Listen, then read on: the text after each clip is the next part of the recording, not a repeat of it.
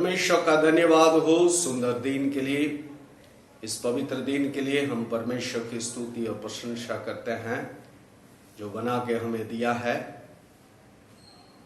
और आप सबों का इस global harvest assembly of God के ऑनलाइन सर्विस में स्वागत करते हैं। आइए हम लोग आज की आराधना को शुरू करें और हम लोग प्रार्थना करेंगे। स्वर्गीय पिता परमेश्वर, हम आपको धन्यवाद करते हैं सुंदर सुबह के लिए, इस दिन के लिए तेरी स्तुति करते हैं पिताजी। प्रार्थना करते हैं आज के दिन के इस ऑनलाइन सेवकाई में हमारी मदद कर, सहायता कर, शुरू से अंत तक हमारी अगुवाई कर। हमारे गीतों के द्वारा, आराधना के द्वारा, वचन के द्वारा और सारी बातों में हम आपकी अगुवाई को मांगते हैं। तो हमारे संग हो, हमारे साथ हो। जब इस वीडियो को लोग देखते हैं, उन सारे तेरे लोगों को बड़ी आशीष दे, उनके जीवन में एक बड़ा बदलाव वो हम लोग देखने पाए और हम सब के जीवन में भी एक बदलाव को हम लोग इस वचन के द्वारा और आराधना के द्वारा होने पाए और हम सब मिलकर के तेरी महिमा कर पाए। तेरा धन्यवाद जब आप ऐसा करते हैं। शुरू से अंत तक हमारी अगुवाई कर, यीशु मसीह के नाम से मांगते हैं पिता, आमीन आमीन। आइए हम लोग कुछ गीतों को गाकर परमेश्वर की आराधना करेंगे।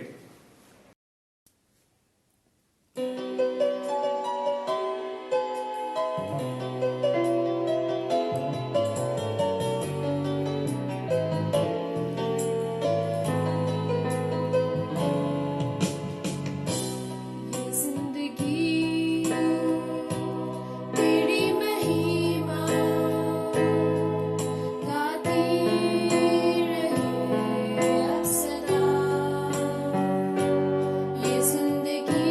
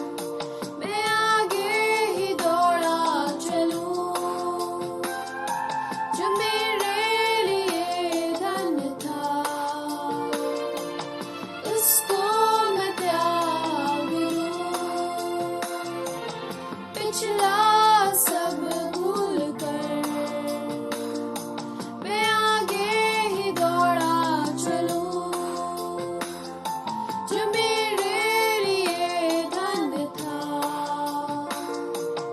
उसको मैं त्याग दूं, कि मैं पाऊं उससे पुरस्कार। दौड़ा मैं जाऊं कि मैं पाऊं उससे पुरस्कार। दौड़ा मैं जाऊं, मैं जीऊं या मरूं, वो तेरे लिए है कि मेरा प्रभु। मेरे जीवन का मकसद तू है, मेरे जीने का कारण तू है। मेरे जीवन का मकसद तू है, मेरे जीने का कारण तू है।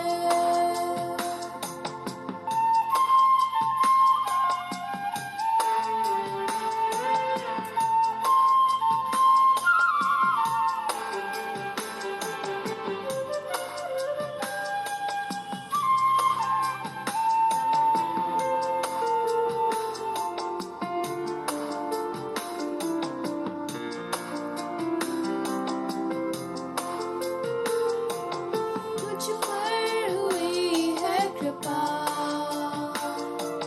बेकार न जाने दूं, जिसने मुझे है चुना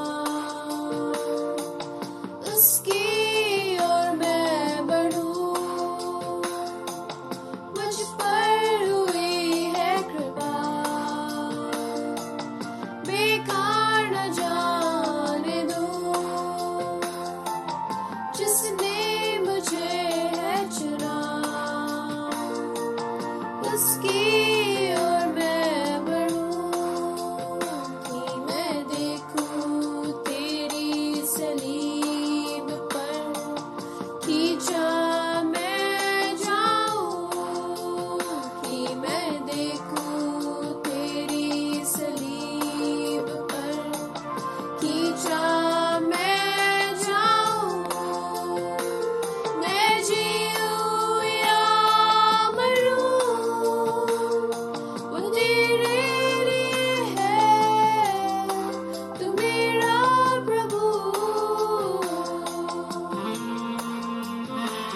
मेरे जीवन का मकसद तू है, मेरे जीने का कारण तू है। मेरे जीवन का मकसद तू है, मेरे जीने का कारण तू है। मैं जीऊं या मरूं, वो तेरे लिए है तू मेरा प्रभु।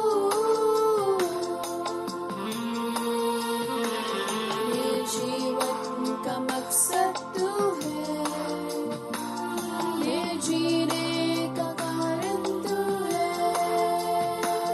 मेरे जीवन का मकसद तू है, मेरे जीने का कारण तू है। परमेश्वर का धन्यवाद हो इस सुंदर आराधना के लिए।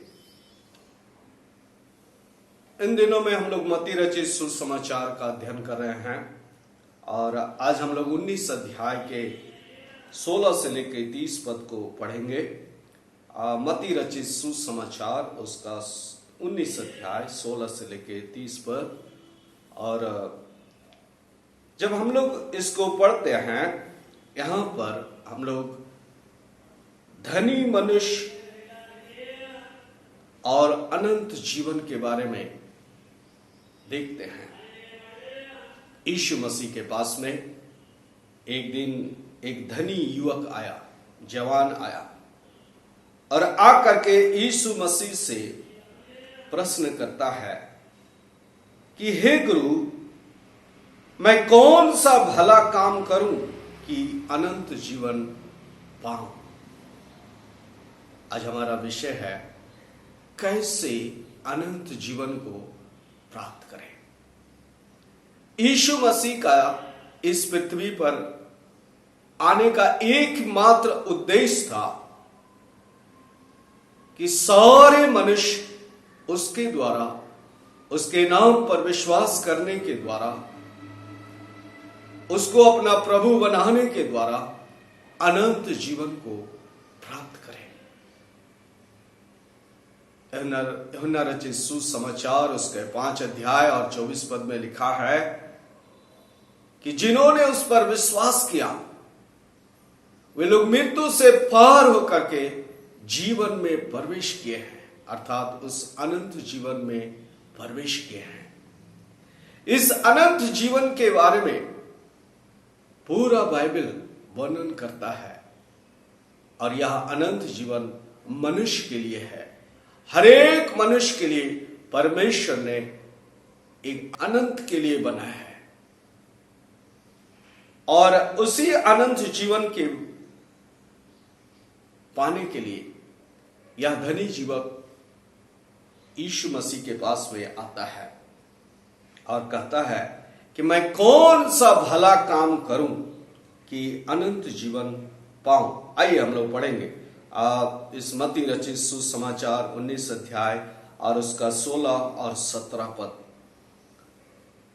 एक मनुष्य यीशु के पास आया और उससे कहा, हे गुरु, मैं कौन सा भला काम करूं कि अनंत जीवन पाऊं। उसने उससे कहा, तू मुझसे भलाई के विषय में क्यों पूछता है?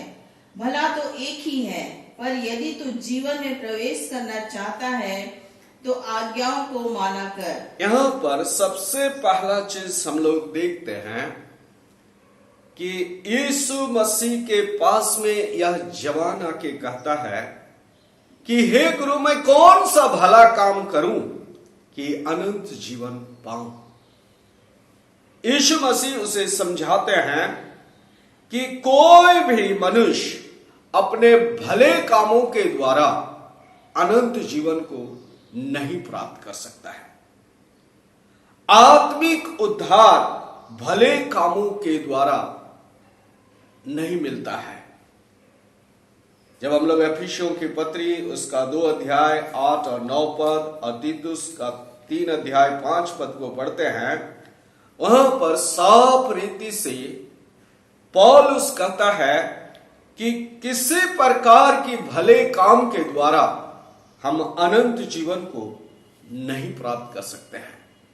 लेकिन उस अनंत जीवन के लिए अगर हम यीशु मसीह को प्रभु करके ग्रहण करते हैं, उसे अपना जीवन समर्पित करते हैं और उसे अपना प्रभु बनाते हैं, तो बाइबल कहती है कि वह तू निश्चय उस अनंत जीवन को प्राप्त करोगे।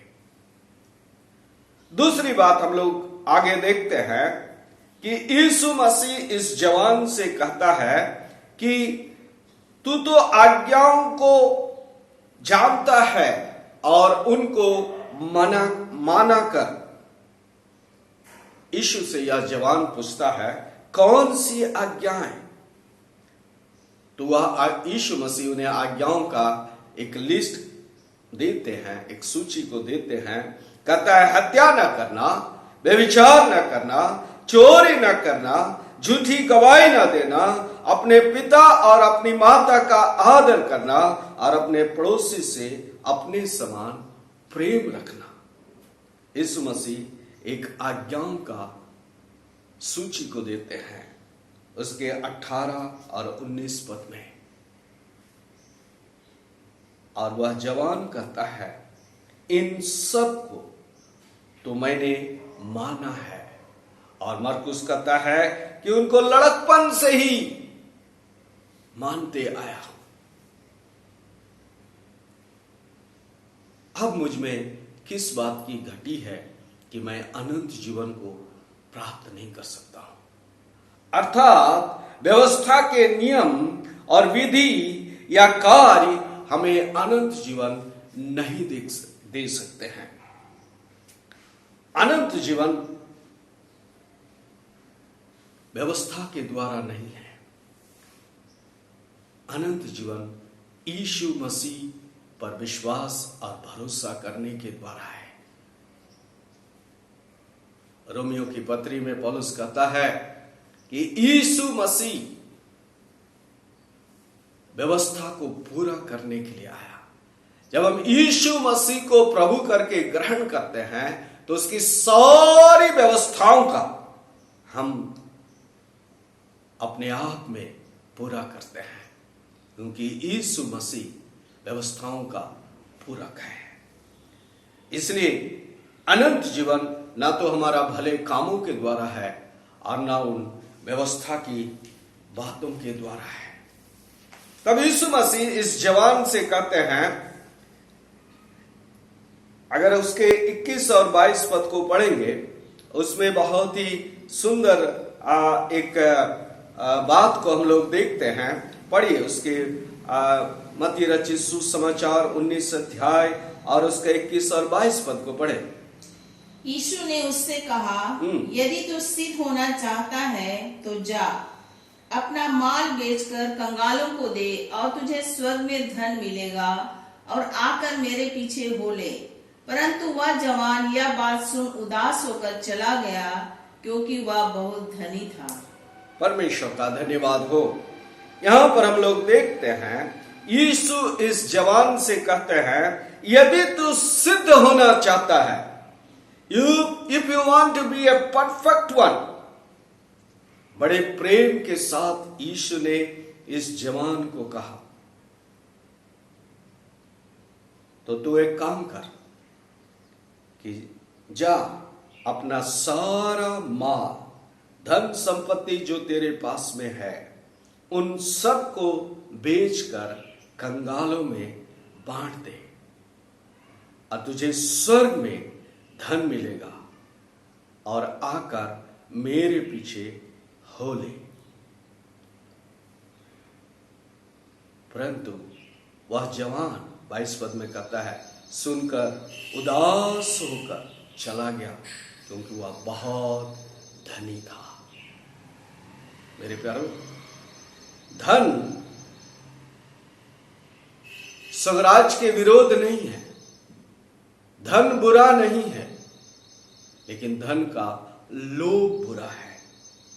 अगर हमारा मन और हृदय इस धन में खोया हुआ है, ऑक्युपाइड है, परमेश्वर के राज्य में आगे बढ़ने के लिए धन अगर हमारा रुकावट है, उस अनंत जीवन को प्राप्त करने के लिए धन हमें रोकता है, तो मेरे प्यारे, धन सही नहीं है। हमारा धन हमारा हृदय में राज्य ना करे, हमारा संपत्ति हमारे मन हृदय में राज्य ना करे। यीशु मसीह हमारे मन में, हमारे हृदय में राज्य करे, और उसी की आशीष से हमें धन और संपत्ति मिलती है। यीशु मसीह ने कहा कि तुम मेरे राज्य और धर्म का खोज करो और सारी वस्तुएं तुम्हें मिल जाएंगी। मेरे प्यारों, यीशु ने हमें अपने राज और धर्म को खोज करने के लिए बुलाया है। और यीशु मसीह यहां पर कहते हैं कि धनवानों को स्वर्ग के राज में प्रवेश करना कठिन है। असंभव नहीं कहा, कहा कठिन है।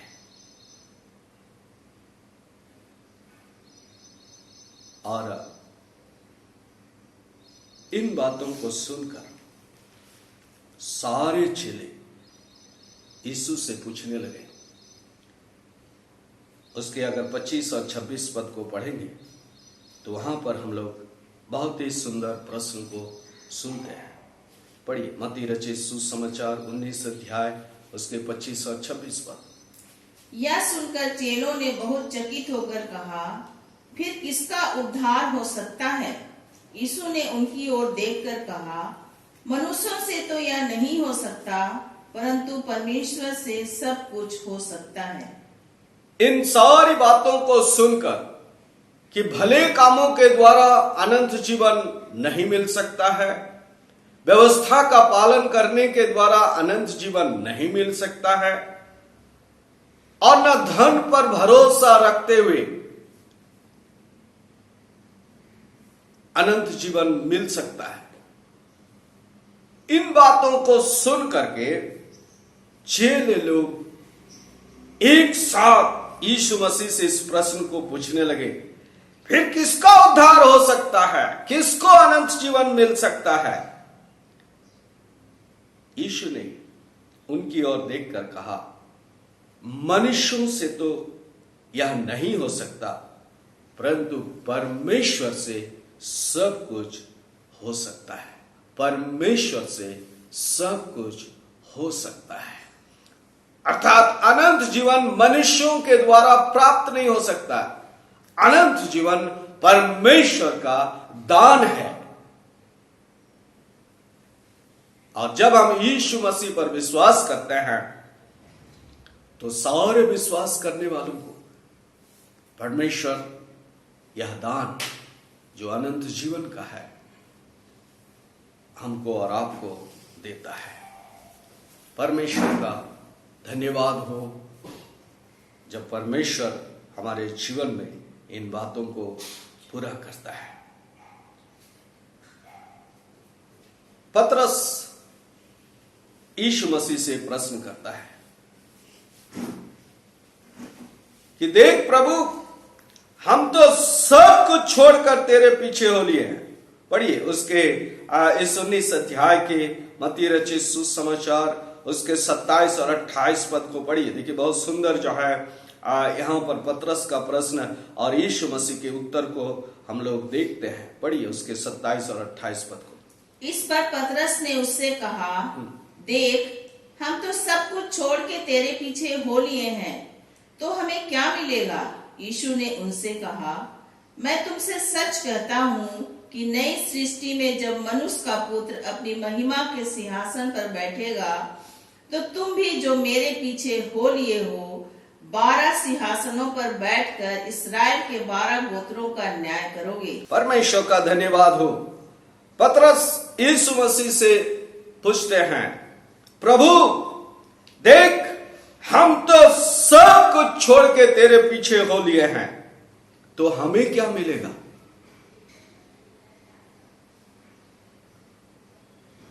यीशु मसीह पतरस को जो है एक बहुत ही सच्चाई को बताता है।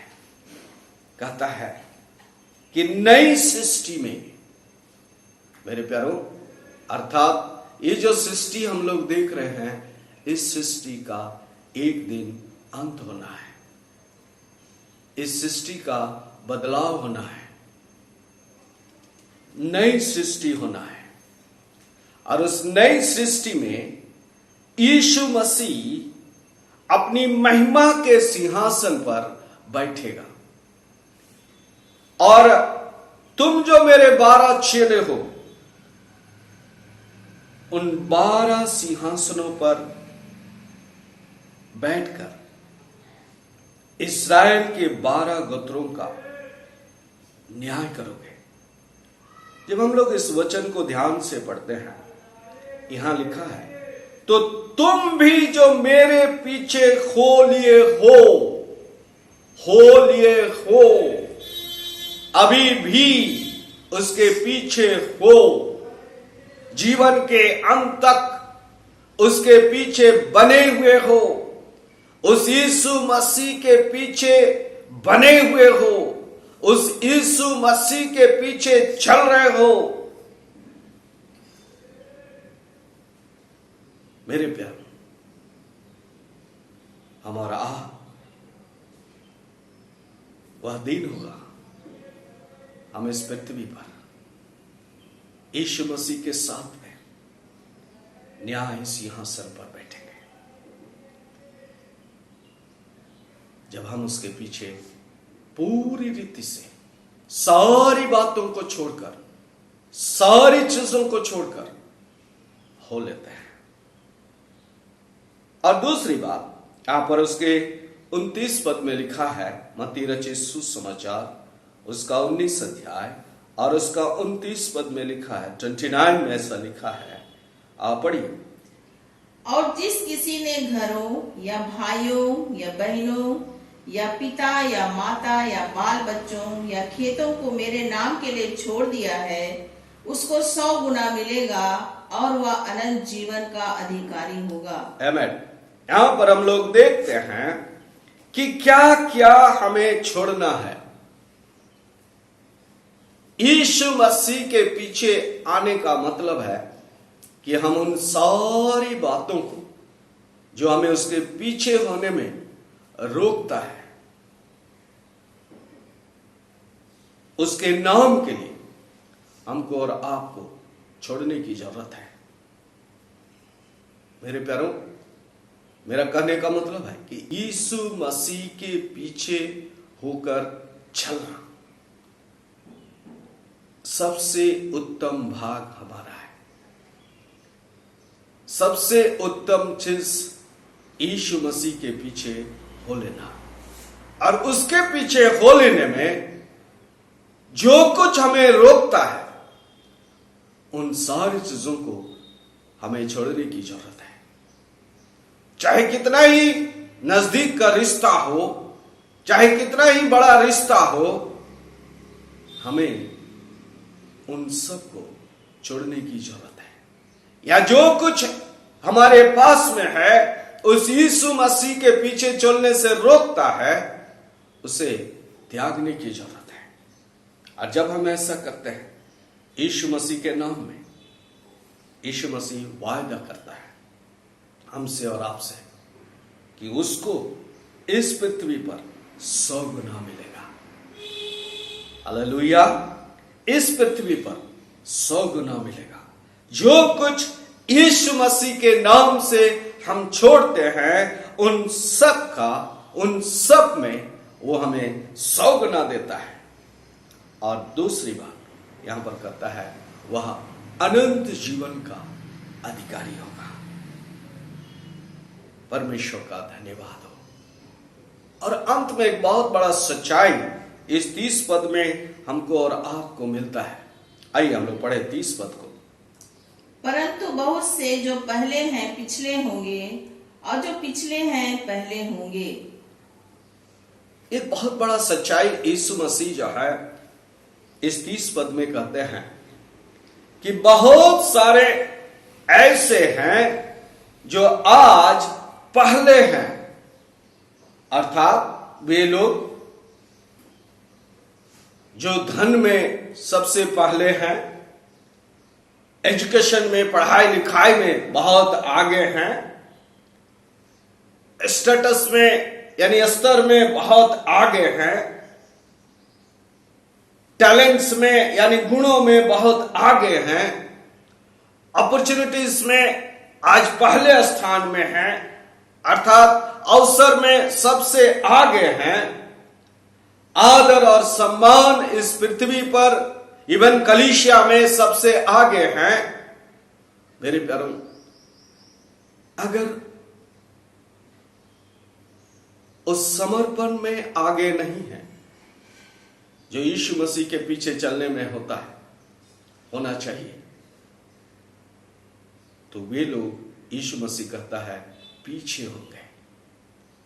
लेकिन जो आज पीछे हैं, अर्थात जिसको कोई जानता नहीं है, जिनका कोई ऊंचा पद नहीं है, जिनका कोई स्तर नहीं है, आज पीछे है। लेकिन वे लोग अपने समर्पण के कारण, उस यीशु मसीह के पीछे चलने के कारण, अपने उन सारी बातों को त्याग देने के कारण, जो यीशु मसीह के पीछे चलने में त्याग करने की जरूरत है, उन बलिदानों के कारण वे लोग आगे होंगे। परमेश्वर का धन्यवाद हो। मेरे प्यारों, आज के दिन मैं यही कहना चाहता हूं कि हमारे जीवन के लिए सबसे बड़ा और उत्तम चीज कोई है तो है अनंत जीवन। इसलिए इस अनंत जीवन को हमारे जीवन का भाग बनाएं। हमारे जीवन का सबसे उत्तम बात होने पाए। इस संसार में रहते हुए हम उस अनंत जीवन में बने रहें, उस अनंत जीवन की खोजी बने रहें, उस अनंत जीवन को अपना भाग बना लें, चाहे उसके लिए कुछ भी हमें त्याग करना पड़े, छोड़ना पड़े। जैसे हम लोग आज के इस संदेश में देखा कि जो भला काम हमें अनंत जीवन नहीं दे सकता है, व्यवस्था का पालन करना हमें अनंत जीवन नहीं दे सकता है, धन संपत्ति पर भरोसा और विश्वास करना हमें अनंत जीवन नहीं दे सकता है। अनंत जीवन केवल परमेश्वर के द्वारा और यीशु मसीह के पीछे हो लेने के द्वारा ही मिलता है। आइए हम लोग प्रार्थना करें, परमेश्वर हमें अनुग्रह करे कि हम इस अनंत जीवन को प्राप्त करने पाए और परमेश्वर की महिमा करने पाए। प्रभु हमें आशीष दे। आइए हम लोग प्रार्थना करें। आइए हम लोग प्रार्थना करें। महान जीवित सामर्थी परमेश्वर पिता, हम यीशु के नाम में आपके चरणों में आते हैं। प्रभु हम आपका हृदय से धन्यवाद देते हैं। प्रेमी परमेश्वर पिता, आज के सुंदर दिन के लिए, इस पवित्र दिन के लिए प्रभु जिसे आपने ठहराया और हम सबको दिया प्रभु, कि आज के दिन हम सब तेरी उपस्थिति में आकर तेरे नाम की स्तुति महिमा आराधना करें और प्रभु तेरे सुंदर वचन को सुने। प्रभु हम आपका हृदय से धन्यवाद देते हैं। प्रेमी परमेश्वर पिता, सुंदर वचन के लिए प्रभु, जो आज के दिन प्रभु आपने अपने दास के द्वारा हम सब तक पहुंचाया प्रभु, कि हम सब प्रभु तुझ पर विश्वास करने के द्वारा हम अनंत जीवन को पा सकते हैं। जैसे पतरस ने कहा, अनंत जीवन की बातें तो प्रभु तेरे पास है, हम किसके पास जाएं। सचमुच में प्रभु यीशु मसीह आपने हमें वो अनंत जीवन दिया है प्रभु। हमारे भले काम, हमारे व्यवस्था का पालन करना और प्रभु वो हमारा उस धन पर भरोसा करना हमें अनंत जीवन नहीं दे सकता। लेकिन जब हम पूरे मन से तुझ पर विश्वास करते प्रभु यीशु मसीह, कि आप हमारे लिए इस संसार पर आज से 2020 साल पहले आए और हमारे पापों को लेकर आपने प्रभु क्रूस पर ओ प्रभु बलिदान हो गए और हमारे पापों को प्रभु आपने धो दिया, हमारे अधर्मों को प्रभु आपने अपने ऊपर उठा लिया, हमारे रोगों को प्रभु आपने सह लिया और हम सबको प्रभु आपने अनंत जीवन दिया। प्रभु हम आपका धन्यवाद देते परमेश्वर पिता, ओ प्रभु आपके सुंदर प्रेम के लिए प्रभु, कि अपने बेटे के द्वारा आपने हमें अनंत जीवन को दिया। हम धन्यवाद देते प्रेमी परमेश्वर पिता सुंदर वचन के लिए। प्रभु हमारी प्रार्थना प्रभु आज के दिन परमेश्वर पिता, वो सारी बातें जो प्रभु हमें अनंत जीवन में बढ़ने से रुकावट को डालती प्रभु, वो सारा धन संपत्ति, वो सारा संबंध और बहुत सारी ऐसी बातें, संसारिक बातें हैं, शारीरिक बातें हैं प्रभु, शैतानी बातें हैं जो प्रभु जो हमें रोकती है प्रभु उस अनंत जीवन में बढ़ने से। जैसे उस धनवान को प्रभु उसका धन ने उसे अनंत जीवन को पाने से रोक दिया प्रभु, ऐसे प्रभु बहुत सारी बातें हम प्रत्येक के जीवन में आज के दिन होगी प्रभु। उन सारी बातों को प्रभु दूर करने के लिए प्रभु आप अनुग्रह करिए, ताकि हम सब उन सारी बातों से बढ़कर प्रभु केवल हम तुझ परमेश्वर से प्रेम करने पाए, तुझ यीशु मसीह से प्रेम करने पाए और प्रभु तेरे पीछे हम सच्चाई से चलने पाए, ताकि प्रभु जो प्रभु आपने प्रभु हमारे लिए इनाम को रखा है प्रभु, जैसे आपने अपने चेलों से कहा कि जो आपके पीछे सच्चाई से चलते हैं प्रभु, ओ प्रभु वो सारे लोग प्रभु आशीष के कारण बनेंगे।